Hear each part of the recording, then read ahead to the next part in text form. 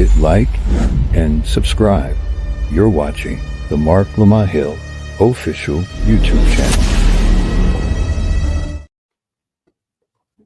Peace, family. This is your brother, Marc Lamont Hill. Welcome to Night School. Every night here on the Marc Lamont Hill official YouTube channel, we hold Night School, where we break down the most controversial subjects, the most engaged debates, the most interesting subjects going on in the world today. And tonight is no different. We've got a lot to cover, including a very special guest who is going to talk about the power and possibility of Black education, particularly Black schools. We'll talk about it. We'll get to it. But before we do that, I want to get to a lot of other stuff. I want to thank you all for supporting us. I want to thank you all for watching. I want to thank you all for your constant investment in the channel, your donations, not just of money, but of your eyeballs, of your attention, of your comments. All of it matters. Thank you for sharing. Thank you for investing. Thank you for spending time right here on Night School. Hopefully everyone here had a good weekend.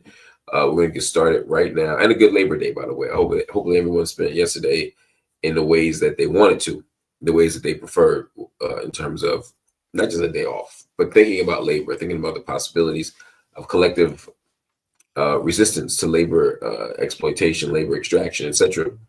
Thinking about what jobs with justice would look like, thinking about what living wages would look like, thinking about what jobs with dignity would look like. All of it is part of the work we have to do, and I hope that we spend yesterday at least thinking about that, if not more importantly, doing the work to get us there. All right, y'all. I'm gonna get to it so that we don't spend too much time away from our wonderful guest who's going to come on in just a few minutes. Let's get started right now. A newly released video shows U.S. forces firing on and destroying a civilian vessel near Venezuelan waters, killing 11 people on board. President Donald Trump has claimed the boat was operated by members of the Venezuelan gang Tren de Aragua and carrying drugs that were bound for the United States. But critics argue the strike was actually an extrajudicial killing and a clear violation of international law.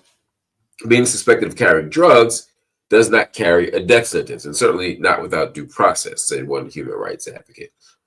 The grainy aerial footage posted by Trump himself shows a motorboat, speeding across the sea before erupting into flames after a missile strike. Now, no evidence has been publicly released to provide any reason to be convinced that the vessel carried narcotics or that the people who were killed were combatants. Trump framed the strike, you'll be shocked to know, as a warning to would-be traffickers, declaring there's more where that came from. His administration has escalated its military footprint in the Southern Caribbean, deploying thousands of U.S. troops and warships close to Venezuela. President Nicolas Maduro has condemned the attack. He warned, in fact, that it represented, quote, the greatest threat our continent has seen in 100 years. And of course, if you care about international law experts say that the strike could constitute a war crime, given that suspects were executed without arrest, without a trial, without even proof of guilt. That is exactly where we are. These are the types of moments that I think have to spark collective outrage. You know, we focus on the big moments in Gaza, the big moments maybe in Mexico, some of the big moments that we focus most on don't have to do with Latin America, or they don't have to do with the violation or disruption of due process. But these are the ways that the Trump administration advances the imperialist agenda of the United States, by going places and doing whatever he wants, and by making you believe that the thing that was done, the act committed by the people who were killed, is so heinous that they're not due the basic benefits of a democratic society. We can't decide to impose rules and order when it's the people we like. We can't decide to do it when it's the people that we care about. No, we have to do this every single day in every single situation. Breaking developments in the Jeffrey Epstein case on Capitol Hill. The House Oversight Committee has released 33,000 pages of Epstein-related documents, flight logs, jail surveillance footage, court filings, and depositions. But Democrats say 97% of it was already public, with fewer than 1,000 pages of truly new material, mostly customs flight logs from 2000 to 2014. At the same time, Representative Thomas Massie, a Kentucky Republican often at odds with his party's leadership, has filed a discharge petition to force a House vote on releasing all of the Epstein files. He and his Democratic sponsor or co-sponsor, Representative Ro Khanna, say they're confident they can get the 218 signatures needed to bypass leadership and bring their resolution to the floor. That could set up a vote in about 2 weeks. Now, Speaker Mike Johnson has already pushed back, calling the petition inartfully drafted and warning that it could expose victims' identities. Instead, GOP leaders scheduled their own Epstein-related bill this week, but critics, including Massey, say that it is a toothless move and it's meant to provide political cover. Now, the fight comes as Epstein survivors are in Washington this week, meeting privately with lawmakers and preparing to speak publicly at a press conference on Wednesday. Organizers say some of the testimony could be explosive. Meanwhile, the Oversight Committee continues to subpoena key figures, including former U.S. attorneys and Epstein's associate, Ghislaine Maxwell, as the pressure builds for full transparency. Now, Representative Summer Lee was on the case, as it were, and I want you to hear what she had to say about this. I thought that it was fascinating and necessary. Let me pull in. Sorry, there we go. Here is what Summer Lee had to say. These incredibly brave women who were once young girls, who were victimized repeatedly and have been repeatedly victimized since then because of profound levels of just injustice, profound levels of failure, systemic failure at every single level. They are here to remind us that the reason why we passed this motion, the reason why we had, even if it was just a little bipartisan support at the time, was because our reason for being here is to make sure that whether it is the government of the United States or princes or elected officials from other countries or wealthy billionaires, that no one should be above the law. That if we are going to be a country of laws, that they must be equal, applied to every single person, but that also we have a responsibility to restore these victims. It was the government itself that failed these women. It's the government itself right now that is keeping them from the justice, from the healing, and from the peace that they need and that they deserve. We are here not to add on to the sensationalism of a case that has received global news and global attention, but to recenter that at the heart of this are human beings. At the heart of this are women, girls, now generations of girls beneath them. Though we were able to hear from a number of women today, we know that there were hundreds of women who were involved in this case, hundreds of women, many of whom are unnamed, but hundreds of women who were victimized, who were sexually abused and then re-victimized by the obstruction from the government. Right. Re-victimized by the obstruction of the government. That is such an important and powerful frame there. Other people spoke as well, but the key here is to understand that the Epstein case is a case that we don't understand. It's a case that we don't have the details for. It's a case where we don't have a sense fundamentally of who was involved and who, other than Epstein, of course, did wrong. And, you know, it's one of the few cases, I would argue, in modern history where the bulk of the American people are like, y'all are lying. You know, oftentimes you hear the government say something and you're skeptical, or you don't think anything of it. And there's some people saying, oh, the government's lying, they're covering something up. And some people dismiss those people as the extremists, the crazies, the conspiracy, tinfoil hat wearing, you know, crazy folk. But this one in terms of the Epstein case where everybody's like, you know what, I don't believe nothing the government is saying. I don't believe that this death happened the way it did. I don't believe that the evidence is what you say it is. I don't believe that the outcome or the investigation is as conclusive as you all would suggest that it is. This is different. This is different. This is different. This is different. That's all I can say. This is different. I don't know if it'll be resolved or how it will be resolved. It will be resolved. And the truth has a way of making its way to the light. The question, of course, is just how does the truth find a way to make it to the light? But the voices of the victims have to be spotlighted. The voices of the victims have to be heard, and they have to be used to mobilize some kind of fundamental change. Not because we need to reach a resolution for the Epstein case per se, but it's also because there are a whole lot of other people who are still living who are on that list, who are still involved, who are complicit and who are still harming people in the world. And we got to get at that too. This is all part of the mix. I'm going to bring my guest on. Let me give him a proper introduction because he deserves it. Joining us now is Dr. Jon Carroll. He is an educator. He is an author. And he's the founder of the upcoming Jabali Academy, a new private school opening in Inglewood.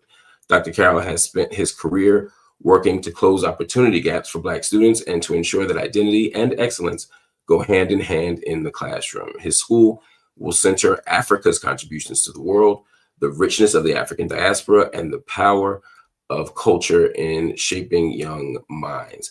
He believes that when children see themselves reflected in what they learn, they can step confidently into leadership, into creativity, and into success. Dr. Carroll is also an extraordinary brother. He's a member of the greatest organization on earth. He's a member of Kappa Alpha Psi Fraternity Incorporated. He is an incredible gift to the world. I've known him for many, many years. I ain't gonna say how many because it'll make us look older than we, than we feel. But Jon or Dr. Carroll, thank you so much for joining me on Night School. Unmute yourself, good brother. Here we go. Dr. There Hill, we go. it's a pleasure. You got me? Yeah, got you, brother. Appreciate the time, brother. Love what you do. Like you say, been in each other's worlds a long time. Yes, sir. Yes, sir. And I remember when I first met you, you were a graduate student. You were finishing that PhD. We have a Philly connection. I got to add that too. You're from the world's greatest city. So we were talking about learning and teaching. We were talking about centering the experiences of Black children. We had a lot of conversation about Black education. But I wouldn't have thought then that you would be thinking about opening a school. Maybe you weren't thinking then about opening a school. I mean, when did this happen? So yeah, like you say, we come up in academia, around the same time you're making a name for yourself. I'm finishing my PhD at UCLA, and at that time it was, really just equip myself with the knowledge that comes with that degree, so that no matter what I decided to do, whether it be in a school, whether I went to academia, I would be able to move with a little bit more flexibility. And so the idea of a school came because I spent a good amount of time following my graduate program at an independent institution. Many of them tend to be what we call PWIs, predominantly white institutions. And it was a positive experience. It was a great apprenticeship in leadership. But what I found more than anything was that for our Black and brown populations, which often find themselves underrepresented, there's also this sacrifice that families and students feel that they have to make in order to get the top-notch education. And for me, that just started to wear on me. And I started to ask myself, do I want to continue to fight in this space for the wins that will allow for students to feel like they can present their full selves while pursuing excellent education? Or do I go off and take the leap to create an institution so they don't have to even make that decision? They don't have to feel like they have to leave their neighborhoods to, receive what, others feel is their birthright. That is an interesting take. Now, you are a brother who operates from the left. You believe in the public good, particularly at a moment where the right has attempted to shrink the public good, shrink public access, shrink public resources. The kind of neoliberal approach to schooling is also prevalent. Why are you choosing to open an independent school rather than invest your energy and time in a public institution? Yeah, it's a great question. And for me, it comes down to the idea that if you are tethering yourself to a public school district, then the ability to create the type of education that I believe Black students in particular need to feel like they can walk through school and be prepared in a way that allows them to see the world um, in a more global perspective, in a perspective that is less about the dominance of the United States, then that needs to be an independent institution, more like what we found in Reconstruction when we were forced to be in separate schooling. And throughout time, you've had people create these types of spaces so that the kind of education that befits a certain identity group and a certain social status can be achieved, right? So I think about Jewish day schools. I think about Catholic schools. Here in California, we even have, a small number of Armenian schools. So for me, it's just about the opportunity for communities to give themselves the type of education that they feel best fits their children, and not having, a lot of bureaucracy to tell you how to do it. That makes a lot of sense. What kind of education specifically do our children need? Like, if you were thinking about what Black children need to have proper knowledge base, to be able to navigate the workforce or enter the workforce at some point successfully, and to have a healthy sense of a healthy self-concept, what kind of stuff gets us there? So for me, I like to start with the idea that when you think about racial identity and its development, you start with this notion of, the encounter. What is that first thing that a child experiences that makes them realize they are, they exist in a racialized concept. So for many Black students, that often in schooling means their experience learning about slavery or perhaps learning about the civil rights movement. But for me, where I would trouble that is that there is so much history of ours in the diaspora that exists before that, and history that allows for Black and brown children to see that their contributions to the world, exist way before we end up here in America in a much different concept. So for me, the kind of education that I think is lacking in many places is that education that highlights contributions of the diaspora, not just on the continent, but throughout, and allows for students to see and make the connections to who they are. Because if you can see yourself, like you read in my intro, then you are much better able to engage in the curriculum and exist in what is often a very competitive educational space. What do you think about the role of testing in all of this? We live in a society where high stakes testing is super important. It's kind of in many ways the measure of educational success in lots of ways, whether you scored this or that, whether the school scored this or that. Right. What does assessment look like in the ideal educational setting for you? Assessment for me is a mix. It's a mix of demonstrated work to show that you are understanding and grasping, synthesizing concepts, but also some of the traditional testing so that you have a sense of where you are amongst your peer group. So I think, like you said, there is such an emphasis throughout education from cradle to higher education that a student has to be, able to participate in the exercise. But for me, and again, this goes to why independent, I'd like to reimagine how we get there.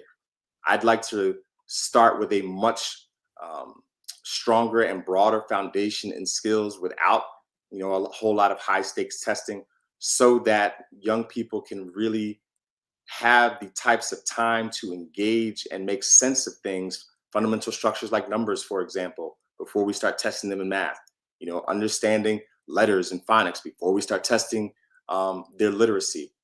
That to me is important, and again goes to why independent. So I'm a person who skews on the side of less assessment, certainly in the early education years. Interesting. When you think about scale, is your goal? What does the end game look like for your school? Are we talking about multiple schools in multiple cities? Are we talking about like a nationwide body of schools? And is there any danger in losing the local feel when you have too many? Yeah, it's interesting that you say that. So, right, you think about, when you lay out that question, I think about, something like KIP, which started very local and now, has become a national thing. And for me, I would much rather skew towards keeping Jabali as a concept very local and very distinct to Inglewood, where we chose to be on purpose for a number of reasons. And then if others, are intrigued and want to understand what we're doing, then by all means come and learn how to replicate it in your own space. Because I'm someone who's come to believe that one of the things that is troubling about public education, for example, is that we try often to take solutions in one place and apply them across a very broad spectrum when all of the spectrums aren't the same. All the spaces aren't the same. And so for me, I would much rather just focus on making Jabali successful in Inglewood. And then if people want to take that into their own community and make it, then so be it. But I don't aspire to have Jabali as a national brand and become some kind of superintendent over, a network of schools. Somebody's writing in pink highlighter, I guess, adding on to my question about testing, and said, would the students need to pass standardized state tests? No, not an independent school. They would not need to pass standardized state tests in order to continue to move forward. But again, I think it's important that you do have a sense of where students, measure up against their peers, whether in public or independent schools. So, I'm not one to say that there would never be a state assessment, but an independent school allows for us not to have to make certain state assessment markers, in order to obtain funding, for example. Funding is an interesting word. You're raising money right now. Yes, sir. The number is 250. Number is that we're trying to raise? Yeah, right now. I know there was like an initial fundraising goal, and then there's a long-term fundraising goal. Yeah, so we were able to surpass that 250 goal in our first fundraiser last year. This year, we're going to bump it up, and see if we can surpass that. And then, we would like to be, 10 million over the next 3 years. 10 million over the next. Why didn't you just tell me that, man? Where my checkbook at? Hey, that's why I came on, so we can get into that. You know what I mean? As a matter of fact, I got, I work for City University of New York, so this is all I have left. It all works. Look, man, but I got a lot more than that for you, brother. I'll make sure to make a donation to you, and I hope everyone else does too. I'm going to get to the how of that as well. Henry Jackson writes in and says, Wade Boy, I'm assuming he's referring to Wade Boykins here, of Howard University, has done a lot of foundation work of centering education within an African perspective. Of course, for those who don't know, Wade Boykins is one of the African-centered psychologists who was a real forerunner in thinking about Black education. And one of the things that people like Wade Boykins talked about is the need to center African ways of knowing and being in educational systems. How important is that to you? And the reason I ask that is because I've seen schools with African names, right, that are very Eurocentric in perspective. 100%. What does it mean to decenter Europe? What does it mean to center African people or Black people? However we think about diaspora right now, we can get to that too. But how do we think about centering us? What does that look like in practice? I think for me, it starts with the idea that you look at the individual and you help them understand all that allows for them to be. So, for example, I'm a Black American, multi-generational in that way. I married a proud Igbo Nigerian woman. And so that now is part of my two sons who you see over my shoulder there, part of their history, part of their, legacy. And so for me, what Jabali will do is help them understand what that means. What does it mean to understand the history of African Americans? What does it mean to understand the plight and the journey of Igbo Nigerians? And how do you mix all that together so that you can walk in the world and understand how you connect to other people based on the struggle of your own? So that to me is how we center Africa, make the connections. Because if you look at the quote unquote diaspora wars that go on today, I find, and I'd be interested in your thoughts, Mark, that much of it is centered in misunderstanding and not understanding the connection that was lost, right? That was forcefully taken And in many ways, that disconnect is maintained on purpose, so that we as Black Americans, for example, look at ourselves as a minority instead of looking at each other as the global majority, which we are. I'm inclined to agree with that. I think there are people who cynically play on those differences, and it's not a lack for them. It's not a lack of education. It becomes a way to invoke a kind of nativism, a kind of even xenophobia in some of the movements I've seen. But I think at its heart, at its best, you're right. I think we lose sight of how we are connected in the ways that we could be connected. And that's why I think the work of African-centered psychologists like Wade Boykin, who, as Henry Jackson points out here, made his transition about 4 months ago. And in fact, his son is a brilliant psychologist who's at Yale now. And he was a student at Teachers College when I was a professor there.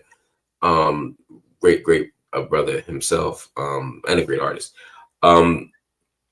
But I think at its best, people like Wade Boykin would say, like,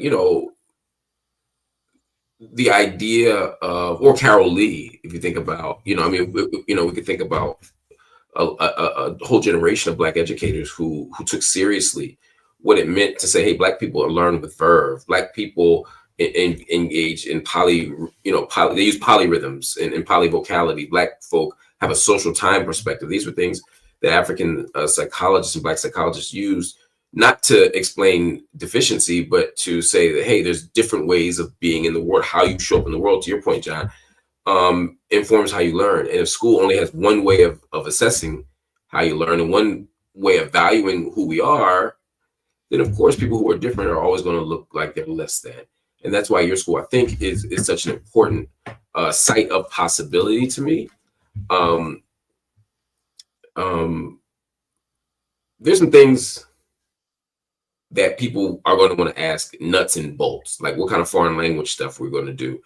Are we going to have debate and performing arts and I know you're going to deal with robotics. Just give me a sense of some of the cool stuff that people are going to be doing, or some of the traditional, not so cool but very necessary stuff that they're going to be doing. Right. And so, listen, like I said, I've been immersed in the independent school space for the last 13 years, and at a place that had all of the things, right? So folks would come and come to the school, and a lot of my conversation as a dean was about, well, you actually can't do all of this. You have to make choices. And so I understand the degree to which people want to have, all of the bells and whistles. And I very much believe in having things beyond what I call the comprehensive education, right? So you're reading, writing, and arithmetic per se. So performing arts will certainly be a thing. I'm a huge believer in the ways that performing arts, whether vocal or movement or visual, play into and connect to education. I played piano for many years, and that was something that my mother insisted on because it allowed you to see math and numbers and counting in a certain way. So dance, for example, will be something that we will have, and dance in a way that becomes more participatory for all. One of the things I find is that there's often a segregation of dance for young boys in particular. So how do we continue to involve them in that and give them a foundation to be part of that? The same for the vocal arts. I have found that one of the ways that students often get separated out is not necessarily because of their talent, but because of the ability to sight read. So making sure that is a skill that young people have. You talked about robotics. That is a fast growing industry. There are robotics tournaments that are as big as some of your favorite sports tournaments these days. Yes. For speech and debate. And so at Jabali, the goal will be to make sure that any opportunity that a student might find at their top tier independent school is also being offered at Jabali Academy as a training ground for advancement. Because what I have found, including sports, of course, I grew up an athlete. The predecessor for Jabali Academy was Roots of Knowledge Empowerment Institute, was a summer enrichment program where we not only introduced students to Black authors and literature and history makers, but also provided access to sports that we often don't get the ability to participate in because of money. So I grew up a swimmer, a money sport. We did tennis, money sport, golf, money sport. So those are very important to me, and athletics has paved the way for me to become, ultimately a PhD. So absolutely, there will be sports. Money sport. That's interesting that you say that, and I know what you mean by that. Some of these are activities that you have to have money, trainers, resources to that stuff you have to buy, courts you have to rent. You can't be poor and be in some of these spaces. That's the same thing for elite education in general. How do you ensure that poor kids can access this? We fundraise our butts off. We develop networks of support. We access, foundational support. We tap into a strong partnership with the city of Inglewood, as we hope to, because we don't want this to be an institution that is only looked at as, for the elite. We wanted to make sure that it has, diversity across socioeconomics, certainly the diversity of the diaspora is an all-comers place. And so we will engage in all of the, mechanisms that are necessary to provide that education for those who want it. A question comes up from Toya Teachers that I think is a great question, and that is there a focus for special education? And again, from our audience, I just want to give a little context. And there are thousands of people watching right now, and tens of thousands who will watch this later. And a lot of people see these great charter schools pop up. They see these elite magnet schools in the traditional public system emerge. Then they see independent schools that talk about their academic success. And part of how they're able to garner such praise and frankly, to have such high numbers is they cream. Scream off the top. Yeah. And so if I don't have to admit anyone with learning challenges or anyone who has non-traditional ways of approaching things, or people who are neurodivergent, et cetera, then yeah, I can probably get better numbers in the school that has to take everybody and figure it out. So what do you all do with special education? We're gonna figure out how we get there. We're starting very small. We're starting with a cohort of kindergartners. We are going to get to a place where we can make sure that we have learning specialists on staff so that we can attend to neurodiverse learners the best way possible. I'm a father of a neurodiverse learner, and so I know that journey all too well when you are seeing things and observing things with your loved one, with your child, and then have to figure out the best ways to develop a support structure around that. And again, to your point, your previous question, that takes resources. And so we're going to take that very seriously so that we can get to a point where if we have neurodiverse students that want to take part and apply, then we can say confidently that we have the support structures in place to make sure that they navigate the journey as any other student would. Another thing that you all are doing that I think is interesting is this idea of looping. Yes. Talk to me about that. So yeah, looping is the idea that you would stay with the teacher longer than 1 year. For me, it became something attractive to include, as a pillar of what we do, because again, we're starting so young.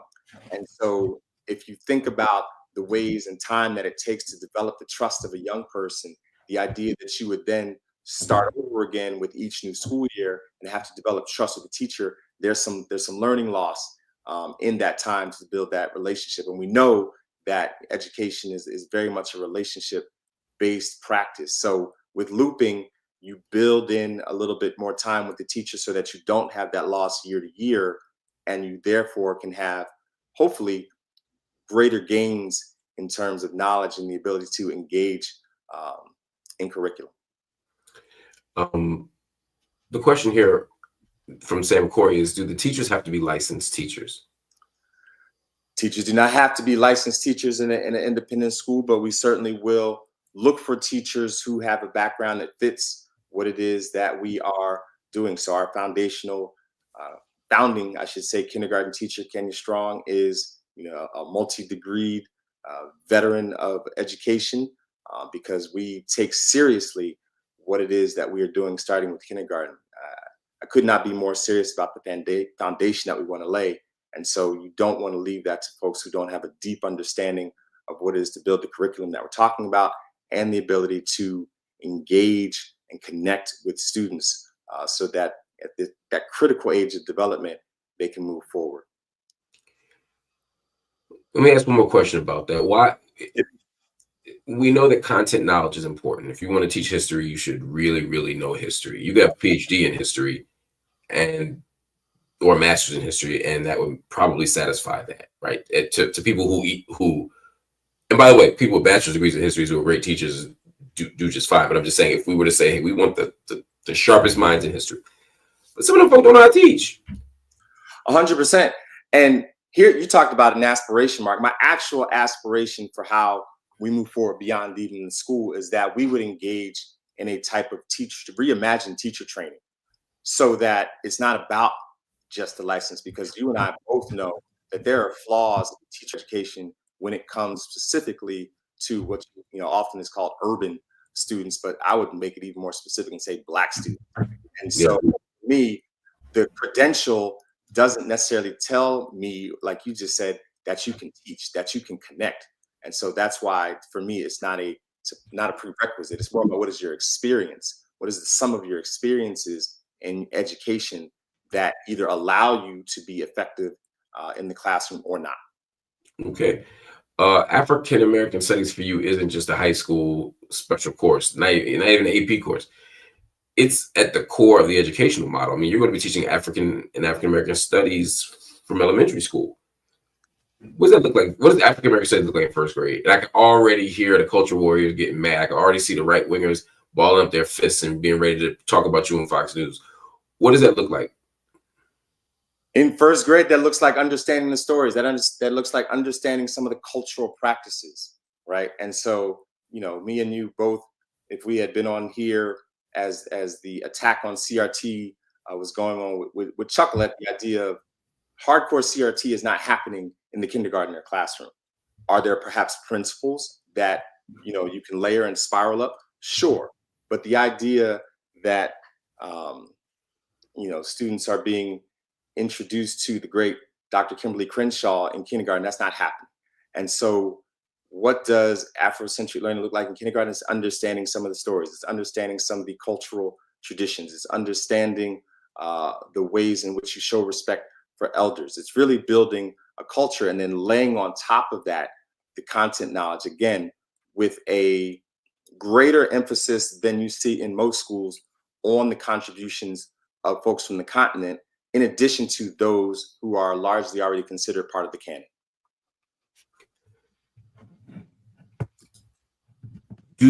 Sorry about that. Do you think that, how can I put this? There are other people fundraising to build schools. 100%. Maybe the most famous one is Dr. Umar.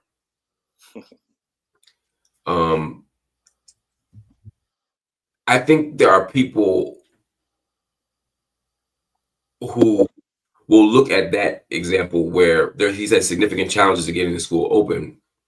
And I'm not casting any aspersions. I'm not being shady. I'm not being funny. I'm saying, like, look, whatever you think, it's taken a while to open FDMG.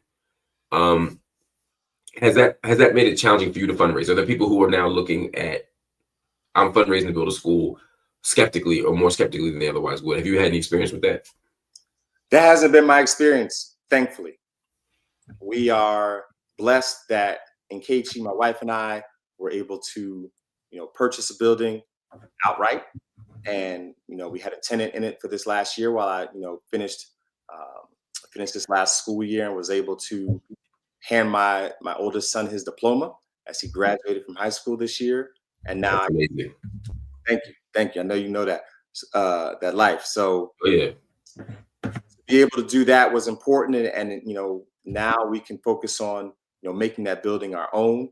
So there are lessons to be learned from looking at Dr. Umar and others, because he is not even the first, maybe perhaps one of the more famous, but there are others who have had these institutions. They've unfortunately slipped away. Marcus Garvey School here in California was an institution. It is no longer with us. The Ujamaa School in Pasadena was a school out here, no longer with us. So my concern is about doing the things that are going to allow us not only to scale up and fill the school, but ultimately to make it an institution that has lasting power. And thankfully, my time out here as an independent school educator has meant that as we have embarked on this journey, that folks have believed in my record of advocacy for students of all kinds, and believe in not only what we're doing, but the team that we're building around us. I think that, if you are someone who's going the independent route in school, you know that having a strong board of directors is critical for survival. And we've been very intentional about how we've gone about building that team to help ensure our success. When do you want to be fully up and running? Goal is to be open for August 26th of 2026. So this is our 0 year, as you would. We're focused on admissions and finding 15 partner families for our first cohort of kindergartners. And we are happy to be able to move in a way that allows us to be paying our teacher and really taking our time to both fundraise and prepare the school and develop the curriculum so that come the first day, we're ready to hit the ground running. What would you say to people who are skeptical? Make the pitch to me, right? I'm trying to write one of them big checks, not me personally, because I ain't got no money, but there's somebody out there who could write a $500,000, $1 million check for you. They're just skeptical of why we need another school. They're skeptical of why Jabali needs to be the model. They're skeptical of why we need to move away from charter schools or from traditional public school models. Make the case. If you had to make the 30-second pitch, what would you say?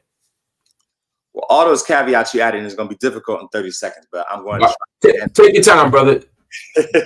But the pitch has a couple different prongs to it. The first part of the pitch is that when you think about students, Black students, boys in particular, I'm going to get personal and think about, again, the two young ones over my shoulder. You want to have a school as a parent that when your child walks in the door, a couple of things are true. One, that they're going to be safe.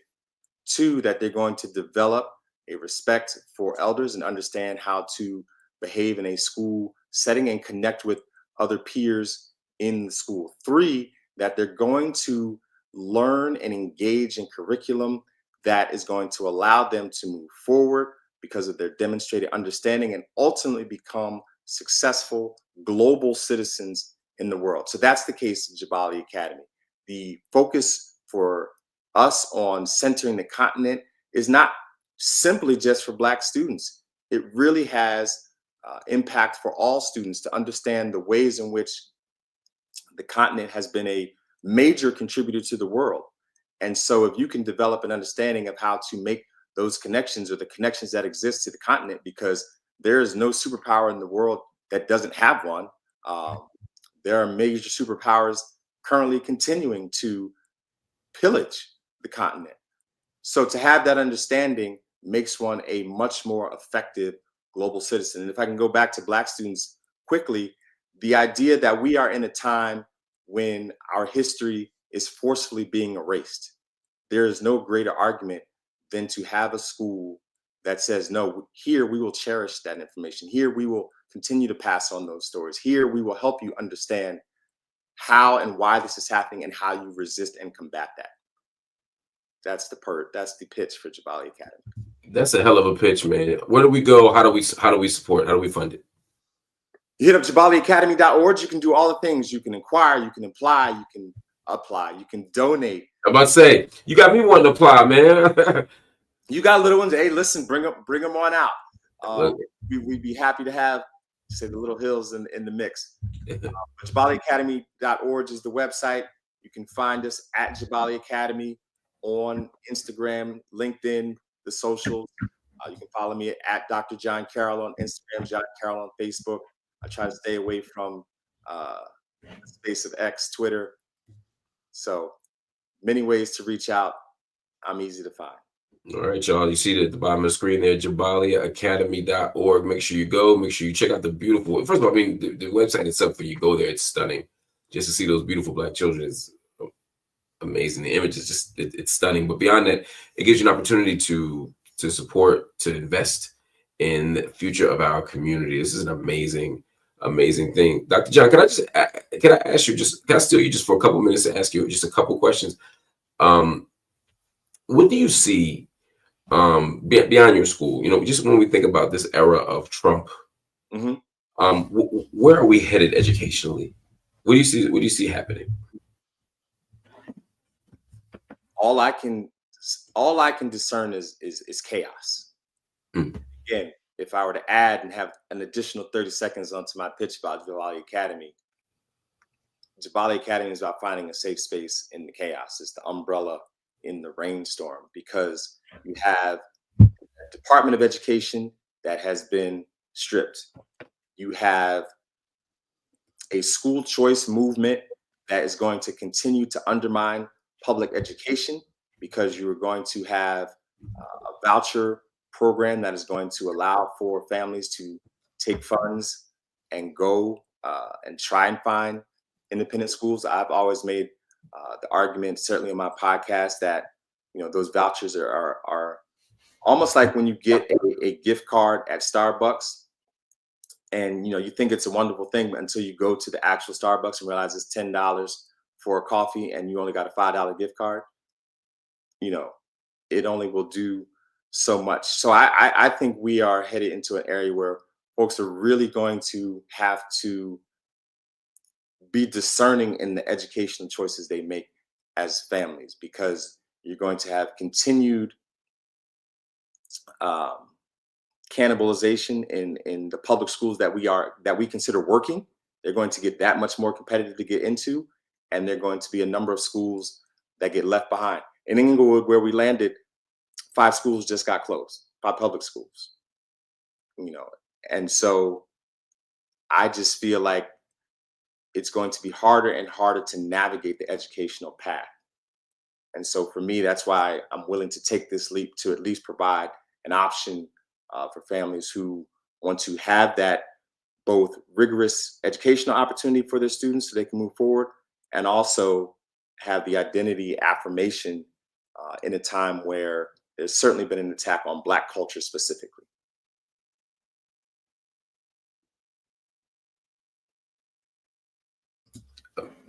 Those powerful words, man. You got me excited. You got me inspired. Thank you so much for the work you do.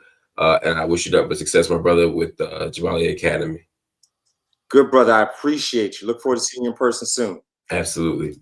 All right, family. Make sure you check it out, jabaliacademy.org. Also, make sure you support us here at Night School. Hit the like button, hit the subscribe button. And if you're so inclined, hit that join button. Until tomorrow, I'll see y'all.